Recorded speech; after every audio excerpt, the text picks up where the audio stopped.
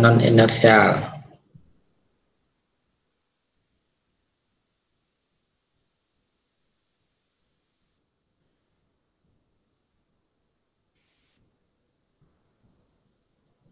Harus saya ini dulu.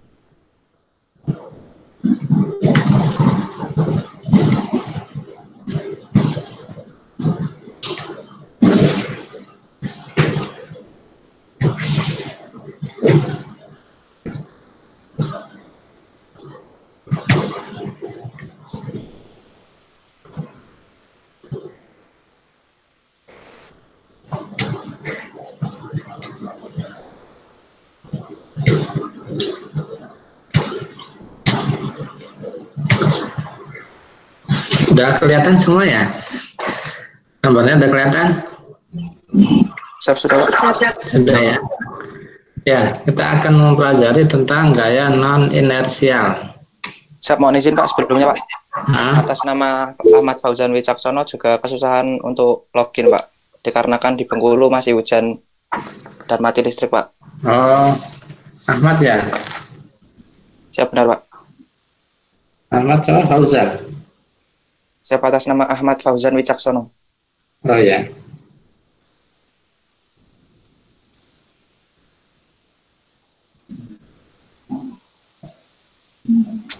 Ya.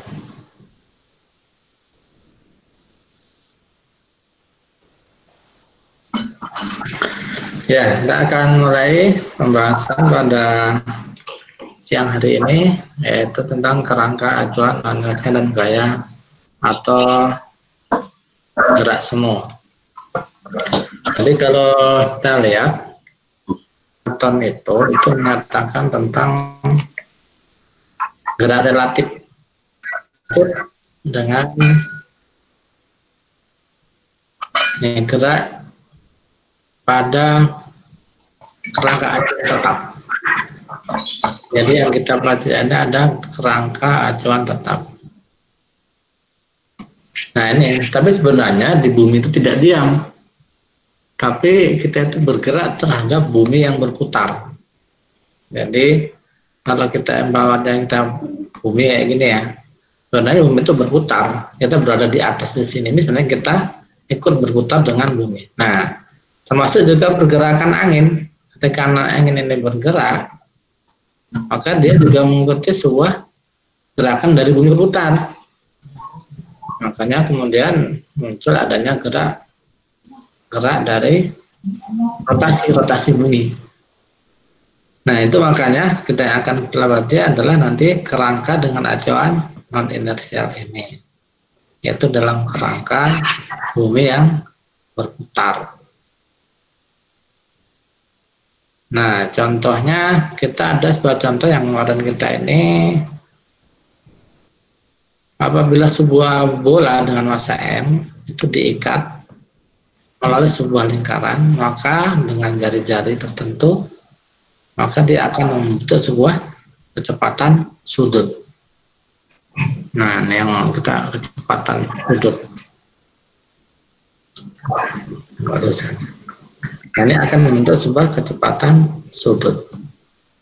Jadi kalau umpamanya seorang melihat laju bola, maka sebenarnya dia berubah. Karena bumi itu juga berubah. Tapi dalam ini, kalau bumi itu tidak dalam jarak yang pendek, tapi jarak yang panjang, baru dia akan kelihatan sebuah pergerakan yang dipengaruhi oleh rotasi bumi. Jadi arah perjalanan terus berubah sehingga kecepatannya itu tidak konstan. Nah ini yang perlu kita pelajari memang, makanya dalam prediksi cuaca itu sulit. Karena apa? Karena prediksinya itu tidak konstan. Dia mengikuti sebuah pola, di samping kecepatan dari benda itu sendiri, dari partikel itu sendiri, tapi dia juga punya kecepatan yang terhadap bumi, putaran bumi. Sehingga percepatan itu dinyatakan dengan perubahan, ya, percepatan adalah perubahan kecepatan. Jadi perubahan kecepatan itu namanya percepatan.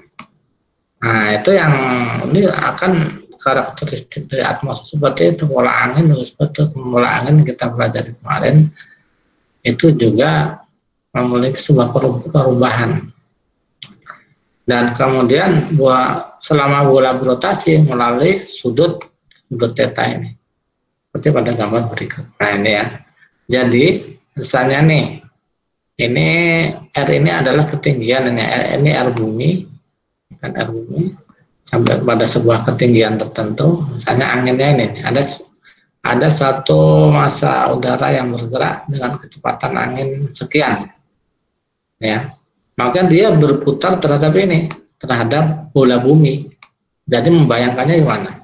Jadi kita bergerak, bumi itu juga bergerak, berputar. Jadi bumi itu tidak diam, tapi berputar pada rotasinya. Dan dia sebenarnya yang belum dihitung adalah berputar juga terhadap revolusi. Tapi kalau revolusi kan dia ini ya, dia tahunan, musiman. Gerakannya tidak terlalu cepat. Tapi kalau yang ini, yang rotasi harian ini sangat berpengaruh terhadap pola, makanya kalau terhadap pola angin. Makanya pola angin ini selalu berubah setiap saat. Nah ini, jadi kalau umpamanya dia bergerak dengan sumbu sekian, dengan sudut sekian dari satu tempat lain, maka dia akan mendapat resultan dari sebuah kecepatan terhadap rotasi bumi.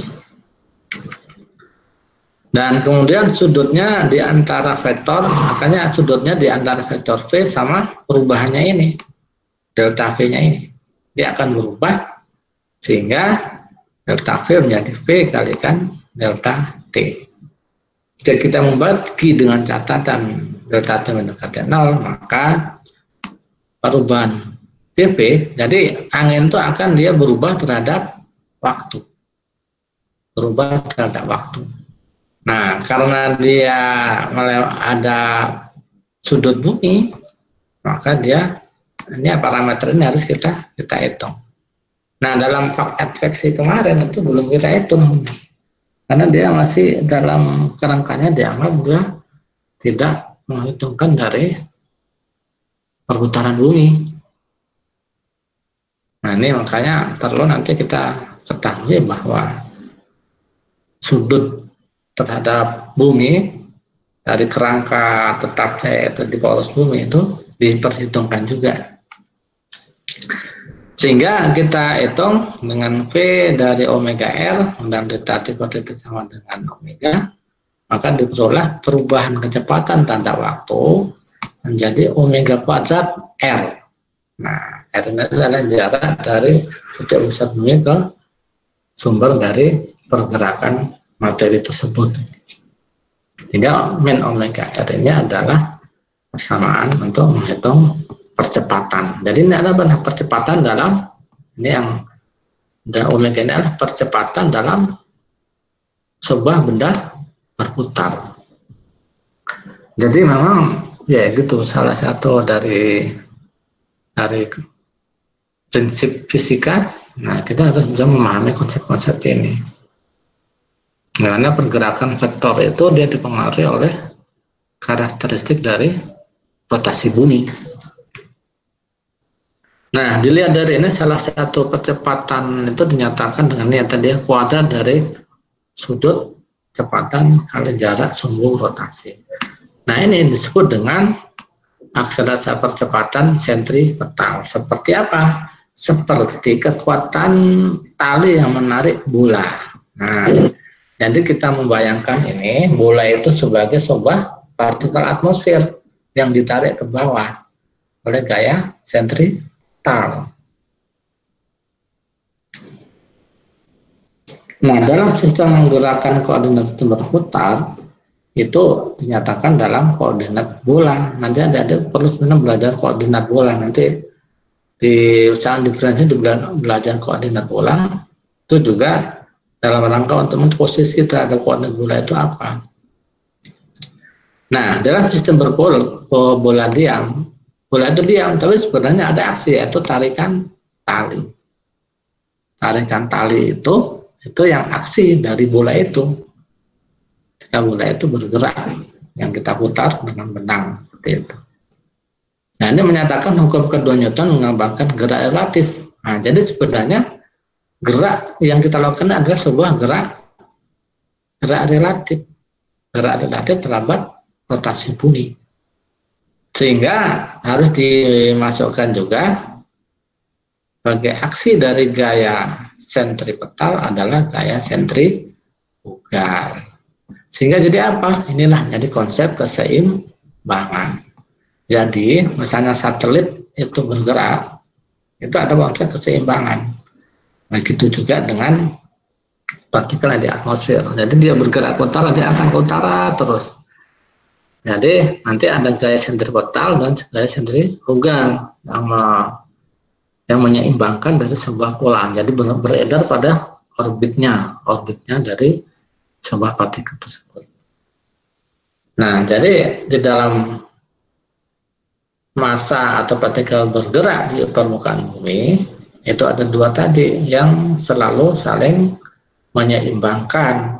Jadi bumi itu sebenarnya kan seimbang dengan.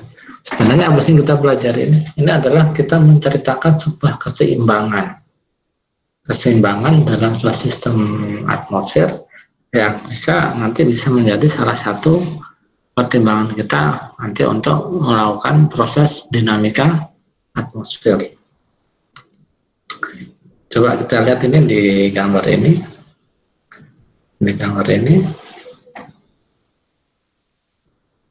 Nah, ini kalau kita lihat di gambar ini adalah koordinat bola ini kan. Jadi kita anggap ini partikel atmosfer yang berada di atas. Ada berlapisan, jadi kecepatan angin berlapisan juga itu. Nah, ini ada gaya sentripetal. Kalau ini dianggap sebuah benang, maka ini adalah gaya sentripetal.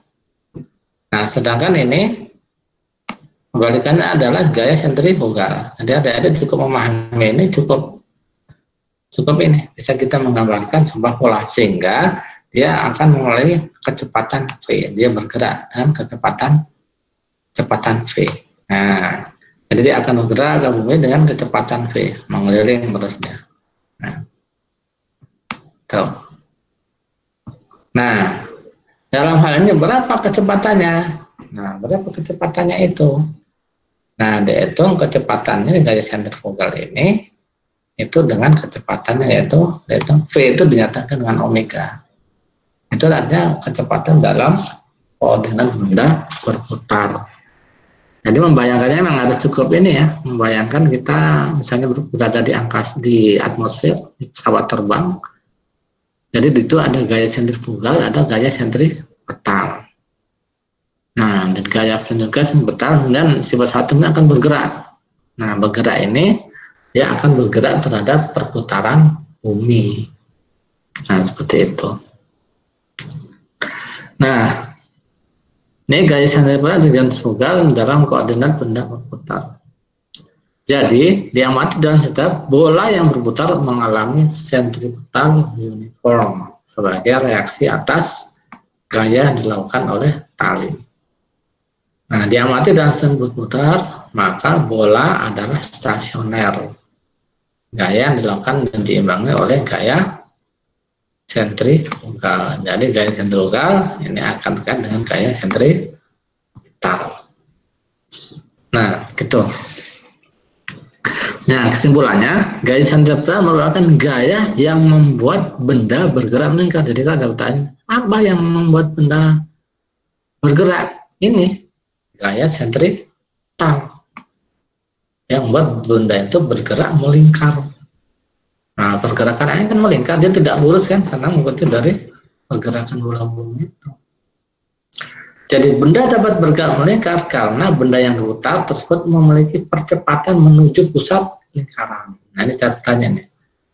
Jadi memiliki apa? Memiliki percepatan menuju pusat lingkaran. Nah, karena benda itu kemudian membuat melingkar. Nah, percepatan disebut dengan apa? Itu disebut dengan percepatan sentripetal. Nah, ingat ya. Jadi apa yang menyebabkan benda bergerak melingkar? Itu adalah karena gaya sentripetal. Disebabkan oleh apa? Gaya yang menuju pada pusat lingkaran. Nah, percepatan itu disebabkan oleh gaya. Nah, karena F sama dengan M kali A, itu hubungannya, yaitu gaya percepatan itu disebabkan oleh gaya yang menuju pusat lingkaran. Nah, gaya sentrifugal merupakan gaya yang berlawanan dan sentripetal karena apa? Sentrifugal itu apa? Menjauhi pusat lingkaran. Jadi untuk menyeimbangkan sehingga benda itu bisa bergerak melingkar. Kalau nggak kemana-mana ya. Nah, kecenderungan benda itu jarak tertentu menjauhi dari pusat atau sumbu. Jadi definisinya apa? Kecenderungan benda untuk mengikuti jalan melengkung. Nah, itu disebut dengan gaya sentrifugal.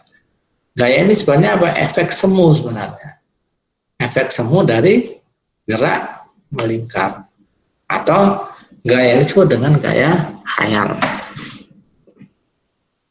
Nah, gitu. Nah, ini kalau kita lihat, ini sebuah, kemarin pada pertemuan lalu sudah kita lihat gambar ini. Coba kita lihat lebih detail. Nah, ini adalah sebuah bola dengan massa M diikat dengan tali. Nah, dalam suatu lingkaran dengan radius R. Nah, ini radiusnya R ini. Ini radiusnya R. Dan ke angular velocity, kecepatan sudutnya adalah omega. Mana ini? Ini adalah kecepatan sudut.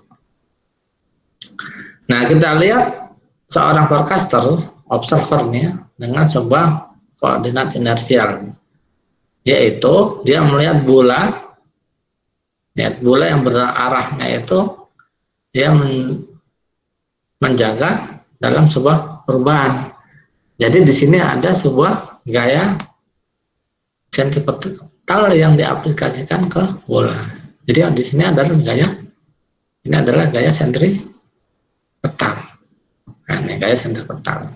Sehingga percepatannya apa?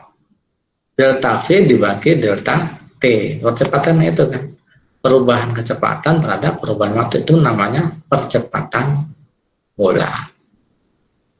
Nah, seperti itu. Jadi didapatkan persamaan. Akhirnya ini di penjelasan awal tadi, samaannya kita peroleh ini. P itu sama dengan B kuadrat per R. Nah, jadi bola sentripetal itu adalah dinyatakan dengan persamaan ini. Nah, itu dinyatakan dengan apa ini ya? Nah, itu dengan gerak Newton tadi. Jadi sentrifugal sama dengan sentripetal adalah ini. Omega kuadrat R adalah percepatan sentrifugal, percepatan sentripetal, dan sama dengan gaya sentrifugal. Yang kedua adalah gaya gravitas. Nah, tadi kan gaya yang membuat gerak melingkar. Jadi sebuah partikel yang masih yang diam dalam permukaan bumi itu akan mengalami gaya sentrifugal. Yang tadi itu akan mengalami gaya sentrifugal. Jika suatu massa M di permukaan bumi biasanya menerima gaya gravitasi. Jadi biasanya sini ya, itu dalam di permukaan bumi. Di permukaan bumi dia akan mempunyai gaya gravitasi yang lebih kecil daripada gaya mg kuadrat karena diimbangi oleh gaya sentrifugal. Jadi gaya gravitasi ini adalah gaya yang terpusat ke bumi, sedangkan gaya sentrifugal itu menjadi sumbu rotasi. Oleh karena itu gaya gravitasi tidak menuju ke pusat bumi kecuali di kutub dan ekuator. Tuh. Ini gaya gravitas. Jadi sebuah objek saat istirahat di permukaan bumi tidak bergerak dalam gerak secara inersi dalam kerangka referensi inersia kecuali di kutub. Nah, jadi di sini nilai R vektor rotasi itu secara kecepatan untuk sudut rotasi ini berapa kecepatannya? Nah ini kecepatannya 7,2 kali 10,5 min, ini pangkat ya, minimal radian per detik. Nah, inilah yang harus kita pahami, ada gaya gravitasi. Jadi, gaya ini muncul karena berputar bukanlah sebuah bola, tapi dia, jadi bumi itu karena dia bukan bulat murni, tapi dia dalam bentuk spheroid, jadi dia agak gepeng seperti itu. Ini juga dihitung juga. Nah, jadi ini juga berpengaruh terhadap apa? Pengaruh terhadap komponen gravitasi tadi, karena pipih bentuknya. Nah, contohnya kalau jari-jari di ekwator itu 21 km lebih besar daripada dari kutub, sehingga gaya gravitasinya juga berbeda. Itu karena perbedaan itu. Nah, ini kalau kita lihat. Jadi sphere ini bentuknya dia akan jadi seperti ini. Nah, ini. Jadi dia akan mulai ada perbedaan nilai G ini. Nah, yang kita hitung adalah nilai G yang sphere ini. Yang kita hitung adalah yang sphere ini, yang bumi itu agak pipih hitungnya. Ya, gaya gravitasi yang kita hitung adalah gaya gravitasi yang sphere ini.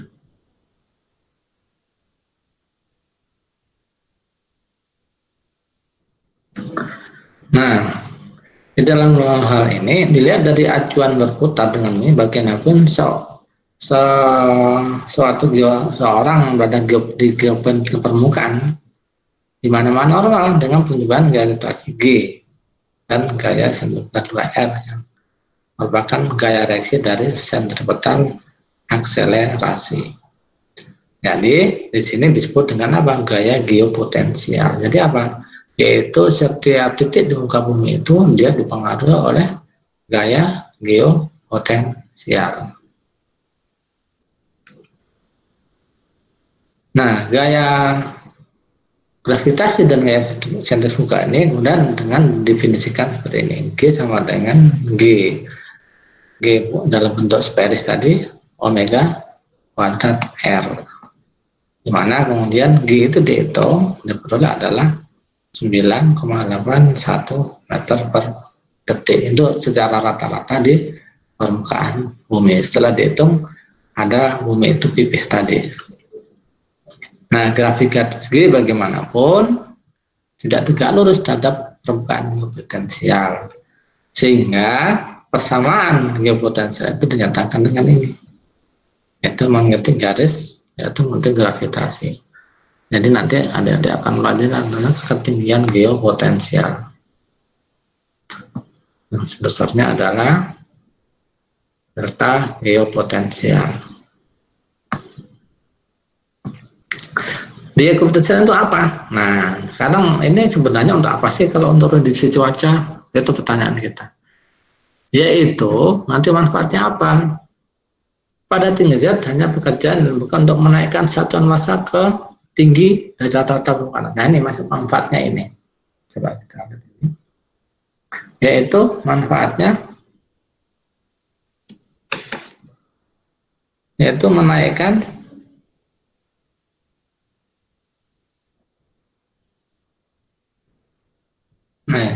ini adalah menaikkan satuan massa ke tinggi Z dari permukaan ini.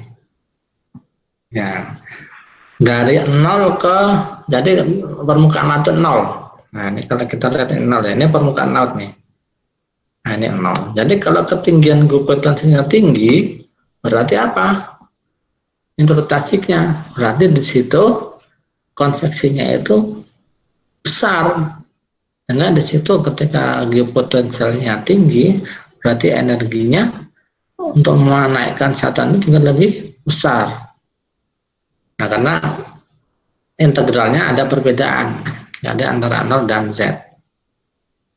Kalikan G, gravitasi kalikan DZ, berapa ketinggiannya gitu. Apa ketinggiannya dan DZ, G, DZ, berapa yang potensi. Jadi nanti ada ketinggian prosentual, ada 1000, ada 500, ada 3000, itu nanti akan menentukan karakteristik cuaca yang akan terbentuk. Apakah dia itu berawan, apakah hujan atau hujan lebat. Itu biasanya banyak di lintang. Kalau di lintang rendah itu agak sulit karena suhunya hampir sama. Nah, yang selanjutnya, apa yang mempengaruhi sebuah gerak di atmosfer, yaitu gaya Coriolis. Jadi gravitasi tadi, kemudian gaya Coriolis, yaitu untuk menggambarkan, di sini juga menggambarkan keseimbangan sebuah objek. Jadi benda tersebut bergerak sepanjang permukaannya, kekuatan gerak tambahan diperlukan dalam persyaratan Newton. Nah, gaya Coriolis ini juga sebenarnya sebuah gaya keseimbangan dalam koordinat bumi berputar. Kalau bumi tidak berputar, tidak ada gaya Coriolis. Di sini bumi ini diam, tidak ada gaya Coriolis. Karena gaya Coriolis adalah gaya yang disebabkan ada perputaran bumi. Jadi benda bergerak terhadap sistem berputar. Jadi benda ini dia bergerak terhadap sistem berputar. Maka diperlukan gaya Coriolis.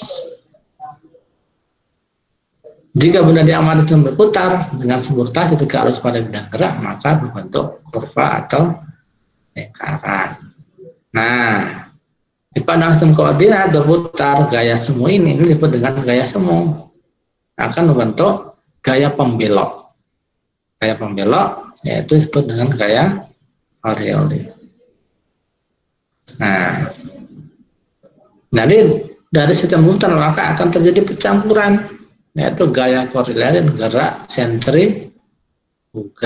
Jadi sebenarnya dalam atmosfer ini itu beberapa gerak itu dipengaruhi oleh berbagai gaya, jadi tidak satu. Makanya ada gaya Coriolis, ada gaya gravitas, ya, ada gaya sentrifugal. Jadi tidak satu yang mempengaruhi karakteristik pergerakan atmosfer, dinamika atmosfer di permukaan bumi. Jadi defleksi zonal kalau dihitung dengan momentum total, momentum sudut. Nah, ini kalau kita lihat ini gaya defleksi zonal, gaya simpang tadi adalah total dari momentum sudut, yaitu gaya berputar tadi. Nah ini ya, ini adalah total dari momentum sudut, di mana delta U adalah perubahan kecepatan relatif ke arah timur setelah perpindahan. Dan ini ada perubahan kecepatan. Jadi kalau kita merasa kanan, maka diperoleh delta U adalah 2 omega R kali U per R kali delta R. Ya. Nah, kasus perpindahan dalam meridian, nah ini yang kita lihat, nah bentuknya seperti ini. Nah, dia berpindah dari satu tempat ke tempat yang lain. Ini perpindahannya berapa? Nah, ini perpindahannya ini. Nah, ini R, geraknya delta R, berarti sejumlah pergerakannya seberapa? Yaitu pada delta R. Mana delta R? Nah, ini delta R. Nah, ini pergerakannya seperti itu, pergerakan dari satu tempat ke tempat lain dengan sudut sekian, akhirnya sekian. Ini dalam kecepatan benda berputar. Nah, jadi dalam ini kecepatan dari sudut bumi. Jadi semua komponen tadi dihitung untuk mendapatkan sebuah pergerakan dari dinamika di dalam atmosfer atau di atmosfer. Sehingga kalau kita beroleh perpindahan terhadap U dan Z, U dan V, U adalah dari barat timur, V adalah utara selatan, maka diperoleh perubahan DU per dt adalah -2 omega cos theta. Ini ada persamaannya ini, persamaan untuk gaya Coriolis sebagai efek dari kelengkungan. Ya, jadi perubahannya terhadap di Z ke utara, yaitu ke utara dan ke atas komponen. Jadi komponen zonal dari Coriolis masing-masing untuk gerakan meridional dan vertikal menjadi ini. Nah, dapatlah persamaan dalam skala sinoptik. Jadi untuk gerak Coriolis ini dia itu pengaruhnya dalam skala sinoptik. Sinoptik itu lebih dari 1000 kilo baru kelihatan. Jadi pesawat tuh kalau mungkin dari Pondok Betung ke Jakarta ya nggak kelihatan, atau Pondok Betung ke Cawang itu nggak kelihatan. Dia harus lebih dari 1000 kilo baru akan dapatkan gaya Coriolis. Ini adalah gaya Coriolis, yaitu 2 omega V sin theta dan 2 omega sin theta. Nah, 2 theta badannya adalah lintang. Makanya kalau kenapa kok di Khatulistiwa itu ini tidak ada gaya Coriolis, tidak ada yang belokkan, karena sinnya adalah 0, jadi gaya Coriolisnya 0. Tapi kalau makin ke atas, maka kalau ke Filipina misalnya tetanya 10 derajat, maka akan mempengaruhi sudut lintang yang makin besar gaya pembeloknya. Maka kemudian di atas 10 derajat itu kekuatannya sudah besar, maka kemudian timbul badai tropis. Jadi apa alasan badai tropis di wilayah Indonesia tidak bisa tercapai? Karena gaya Coriolisnya 0. Nah, gaya Coriolisnya di atas 10 derajat itu besar. Makanya kalau yang cenderung ke Typhoon ke wilayah mana? Wilayah Filipina, masuk ke Taiwan, terus ke Jepang. Kalau di Amerika ya di daerah lintang di atas 10 yang disebut dengan hurricane. Nah, jadi itu adalah parameter Coriolis. Jadi kalau kita hitung, nah ini adalah gaya Coriolisnya adalah pada suatu tempat yang dengan sudut theta, maka di sini ada 2 omega O sin theta. Nah ini contoh, misalnya ada misil balistik ditembak. Ya, jadi kalau banyak tentara itu yang misalnya TNI ini mau menembakkan misil balistik itu kan lebih dari 1000, maka dia akan perlu dihitungkan gaya Coriolis. Ditembakkan ke arah timur pada bintang 43 derajat N pada kecepatan F-nya 10 pangkat -4 per detik. Nah itu ya. Jika misil menempuh 1000 kilo, nah 1000 kilo itu ya, itu adalah skala sinoptik secara horizontal, maka kecepatan U sampai dengan 1000 meter per detik. Dengan berapa banyak udara itu dibelokkan dari arah timur jalan dengan kekuatan Coriolis, jadi dengan udara itu berapa dibelokkan oleh gaya Coriolis. Nah, dari integrasi hubungan waktu kita bisa menggunakan V sama dengan min F, dikalikan aja F-nya itu berapa, U0-nya berapa, T-nya berapa. Dimana di asumsi defleksi cukup kecil sehingga dapat menghasilkan F dan U0 menjadi konstanta. Untuk menemukan perpindahan pergeseran total kita harus mengintegrasi terhadap waktu. Jadi integrasi dy sama dengan y0 dy, kemudian ini persamaannya dy sama F kali W U0 0 T dt. Perpindahannya adalah P U0 T kuadrat dibagi 2 adalah min 50 km. Jadi angka-angka tadi tinggal dimasukkan.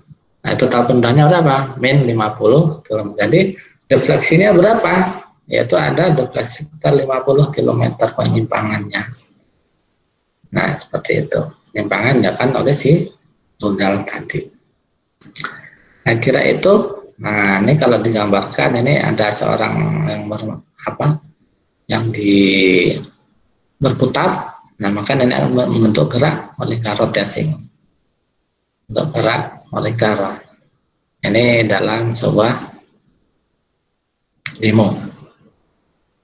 Demonstrasi dalam membuat sebuah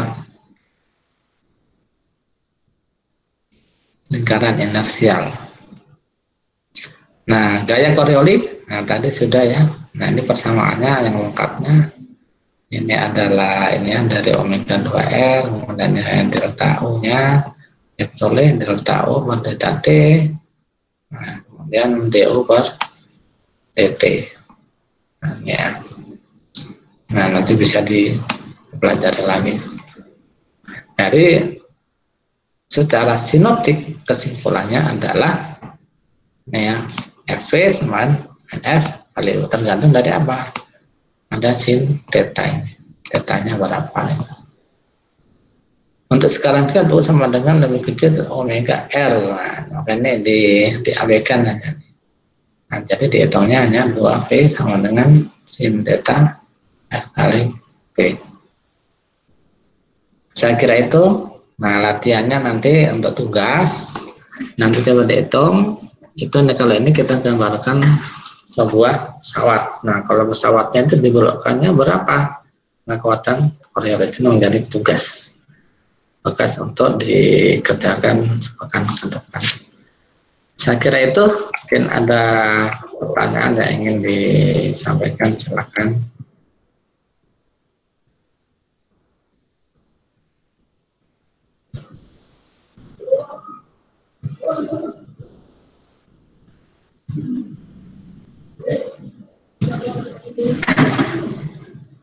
Ya, silakan. Ada yang ingin ditanyakan. Jadi, ketika kita nanti menggambar angin, itu nanti akan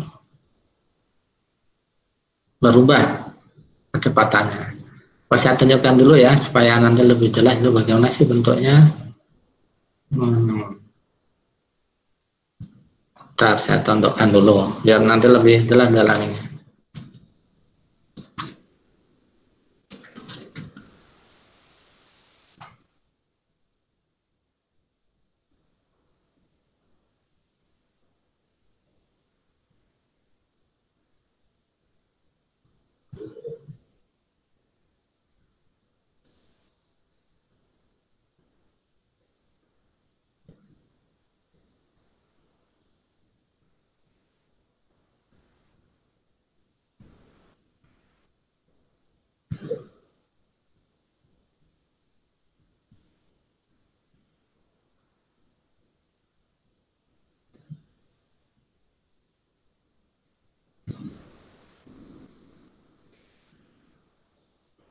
Nggak mau ya.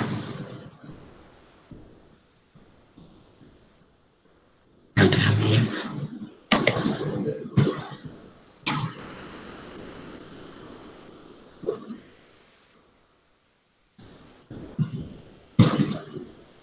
Oh ini. Nanti kelihatan.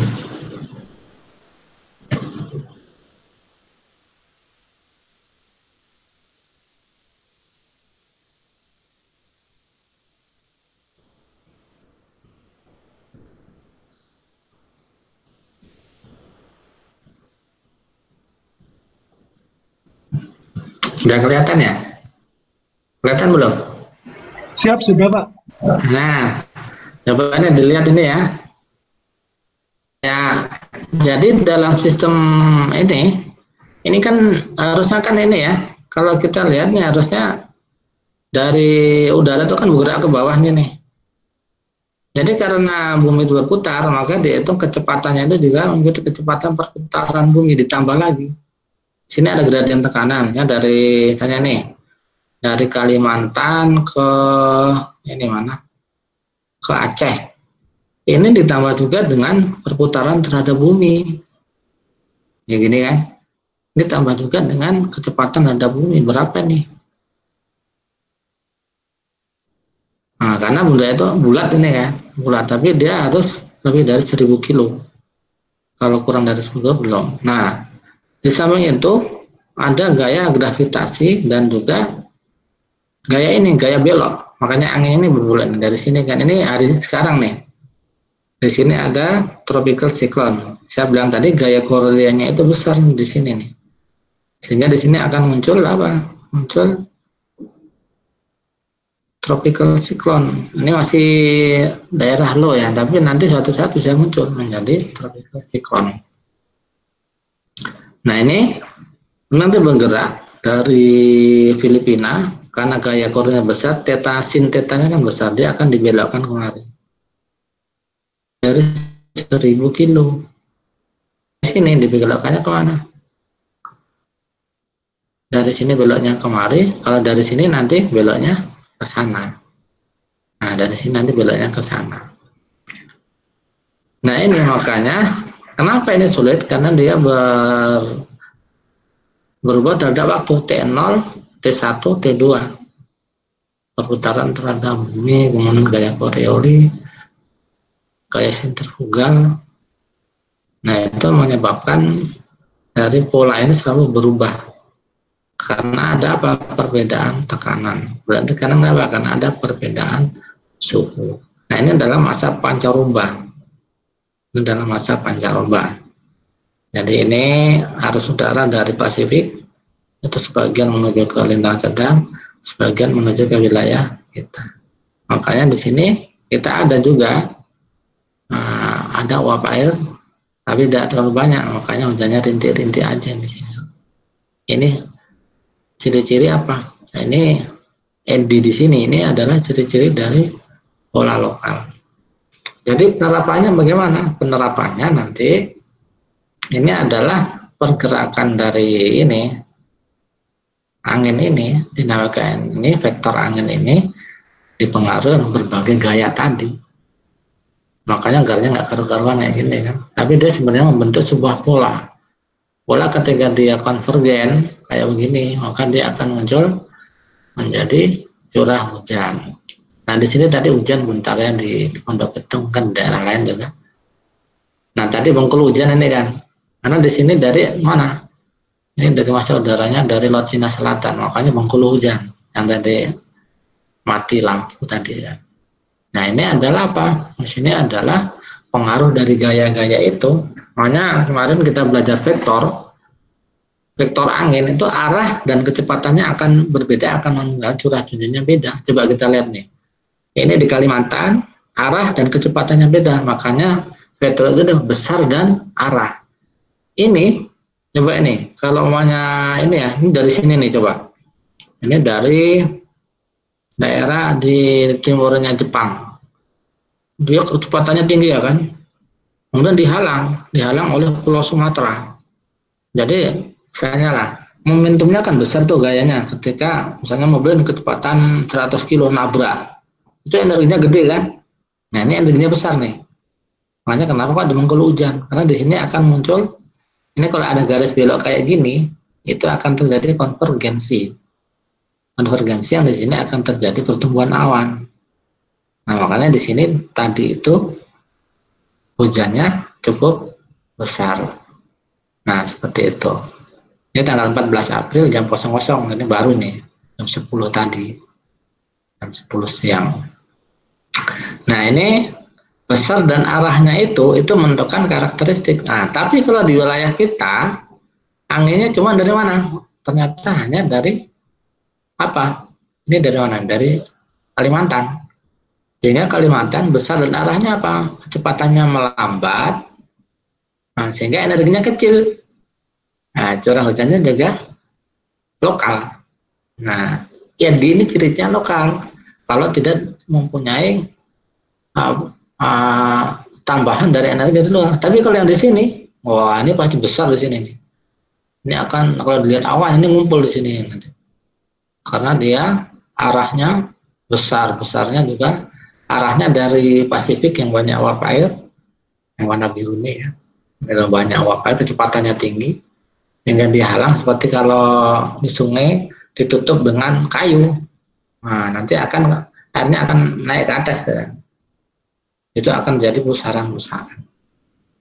Nah, gitu terapannya dari yang kita pelajari dari pertemuan dua sebenarnya nanti adik-adik nanti analisis ini sebenarnya. Analisis dinamika atmosfer. Terutama kalau prediksi daerah tropis, itu ini yang paling manfaat. Tapi kalau di lintang sedang, itu tidak kelihatan. Nah, kalau di lintang sedang itu ininya lebih mudah karena ada perbedaan suhu dan tekanan.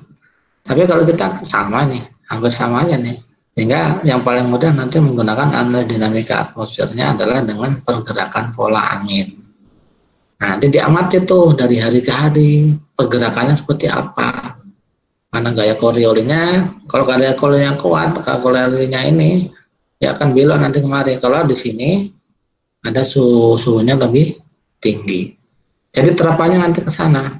Nanti adik-adik sekarang udah bisa tahu ya kira-kira untuk awal ini besar arahnya berapa. Ini kan ada nih kecepatan nih 15 sampai 30 knot, 5 knot, 45 knot. Yang warna apa? Warna merah.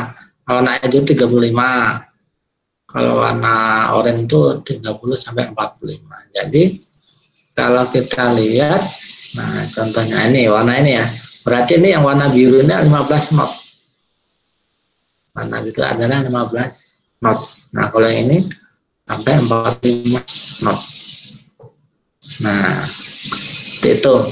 Tapi hanya nanti meteorologi dinamis itu nanti kemari. Adik-adik mau membahas streamline, tapi kalau klimatologi ya bulanan. Nanti dilihat dominan pola bulanan seperti apa. Kalau pola 10 harian seperti apa, seperti itu. Nah, itu kira-kira untuk penerapannya yang kemarin saya jelaskan dari pertemuan 234. Nah, ujungnya sebenarnya kemarin untuk nanti membuat aplikasi praktis di prediksi. Nah, tentunya gaya ini, makanya gaya ini ketika angin itu bergerak, itu gayanya tidak hanya dipengaruhi oleh gaya gradien, ada perbedaan tekanan doang. Dan ada gaya gerak, ada sentrifugal, ada gaya gravitasi, program gravitasi bagaimana? Dan ada gaya untuk pembelokan, yaitu gaya Coriolis. Nah, kira-kira begitu.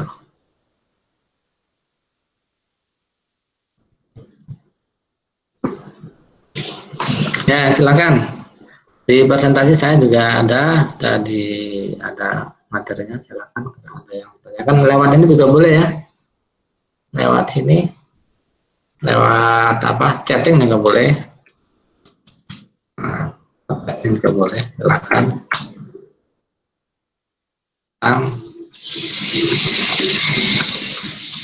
Coba semua ini, silakan. Jadi memang atmosfer seperti itu ya. Silakan, ada yang ditanyakan. Ada Aditya, Ahmad, Asma, Harisma, kemudian Firmansyah bilang ini udah 27 ya, 26 udah lengkap ya.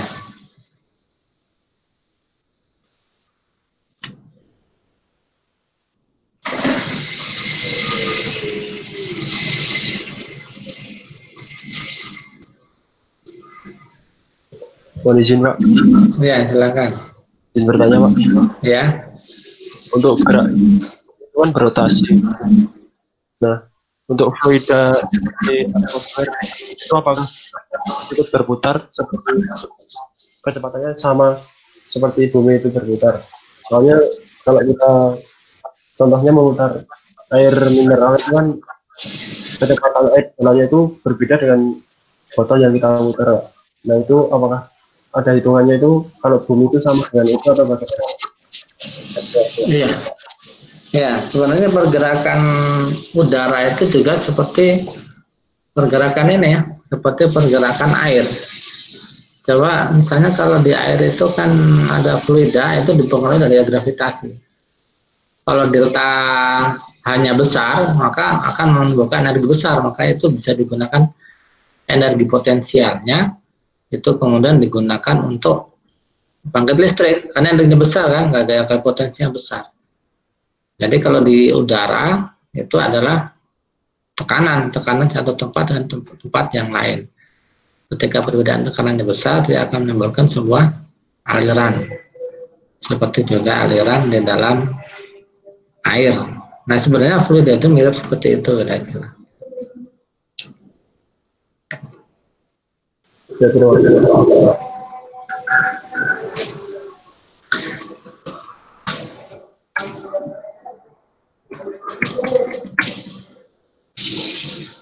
adalah fluida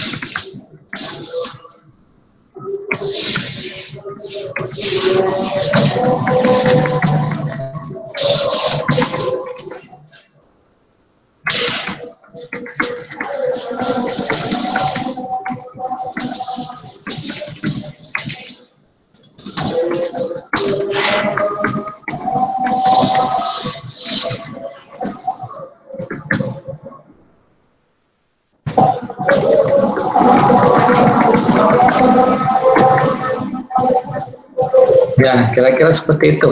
Ada perbedaan yang dilakukan oleh fluida tadi. Ada lagi, silakan. Boleh di-chatting dulu.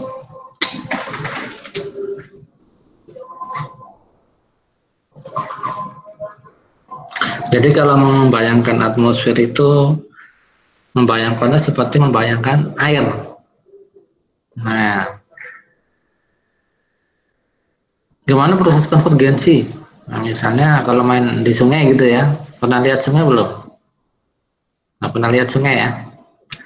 Jadi misalnya dari jauh ini kan, dari sungai itu melebar, tiba-tiba menyempit. Kira-kira yang menyempit itu kecepatannya tinggi nggak? Pasti tinggi kan? Nah itu kalau di atmosfer dia menjadi apa? Dia bergeraknya ke atas. Nah kalau di air kan dia akan bergerak ke ini kan. Tapi itu biasanya dalam tuh. Jadi kalau berenang saya pernah itu mau tenggelam, daerahnya menyempit karena ada dua batu besar. Yang nggak tahu di situ ternyata dalam. Karena arusnya sangat deras gitu. Karena dari lebar mengecil. Nah coba bayangkan itu pergerakan angin juga seperti itu. Seperti pergerakan aliran air. Silakan, ada yang tanya lagi.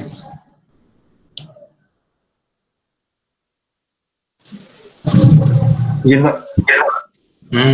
Izin bertanya, jadi kan saya lihat dari peta yang tadi itu ketika si angin itu melewati daratan, itu mengalami pembengkokan. Apakah pembengkokan itu artinya juga bahwa si angin suhu udara itu bakalan terangkat pada saat bertemu daratan tersebut atau gimana Pak?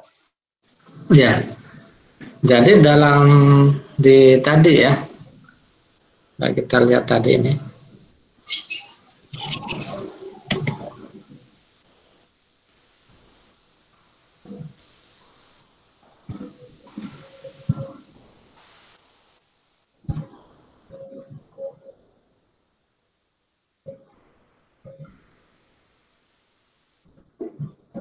Kita lihat ya. Nah ini kan pergerakannya, dia dibelokkan. Ini pada posisi ini nanti dibelokkan kemarin ya. Nah dari sini dibelokkan ke kiri. Nah di sini akan dia beloknya itu akan ini ada proses konveksi ke atas. Ketika membelok ini ada proses konveksi ke atas. Jadi bukan belok-belok gitu aja. Di sini ada proses konveksi ke atas. Sehingga dari proses konveksi ke atas itu kalau air kan dia bergeraknya ke kanan ke kiri atau ke bawah ya. Tapi kalau udara ke atas ketika mengalami konvergensi. Sehingga itu yang menyebabkan apa? Menyebabkan banyak kejadian cuaca buruk itu karena proses pengumpulan massa udara itu. Dari cepat kemudian juga melambat itu juga akan menjadi pengumpulan massa udara. Itu ya. Ada lagi? Terima kasih Pak. Agak sulit ya mau ini ya, tapi ya harus dibaca. Baca juga bukunya, ada textbooknya ya. Textbooknya coba juga dibaca untuk dinamika atmosfer. Harus banyak membayangkan. Pertama nanti akan semakin memahami. Ada lagi sampai di sini?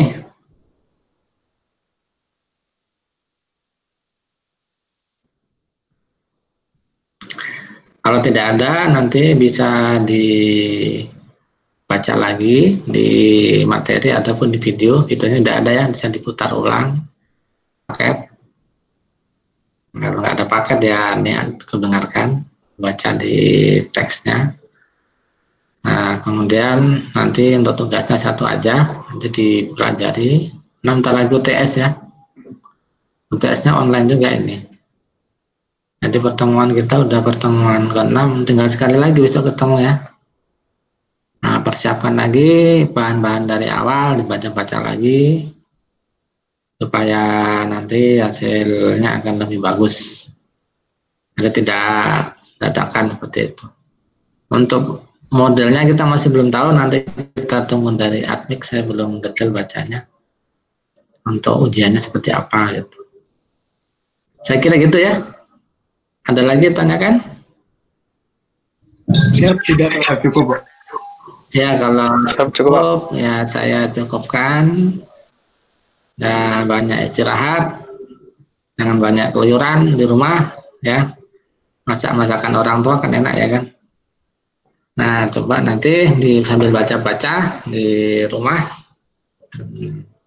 Beberapa pengayaan dari video yang ada itu juga dilihat lagi. Video awal itu cukup bagus ya, coba ada baca, dilihat lagi video yang di awal itu cukup bagus tentang pergerakan atmosfer untuk pengembangan. Saya kira itu. Selamat sore ya. Izin bertanya ya, terkait dengan yang tadi gaya Coriolis, itu kan omeganya itu acuannya terhadap cos theta. Sin. Nah itu yang dimaksud itu apa, Pak? Jadi itu sin theta itu adalah dari lintangnya. Sin theta itu dihitung kan F sama gerak Coriolis itu 2 omega sin theta. Itu kecepatannya 2 U omega sin theta. Jadi sin theta-nya ini adalah dari letak lintangnya, posisi di mana itu massa udara itu berada. Jadi kalau di lintangnya 0, sin 0 ya 0, berarti gaya Coriolisnya 0. Tapi kalau dia 10, maka 10-nya itu adalah sin 10 berapa ya, atau sin 15 berapa. Nah, tentunya di situ gaya Coriolisnya akan lebih tinggi. Nah, gaya dari gaya defleksinya juga akan semakin besar. Di latihan itu ada, nanti bisa dipelajari. Ya, saya kira itu kita cukupkan dulu. Selamat beristirahat dan selamat sore dan assalamualaikum warahmatullahi wabarakatuh. Waalaikumsalam warahmatullahi wabarakatuh.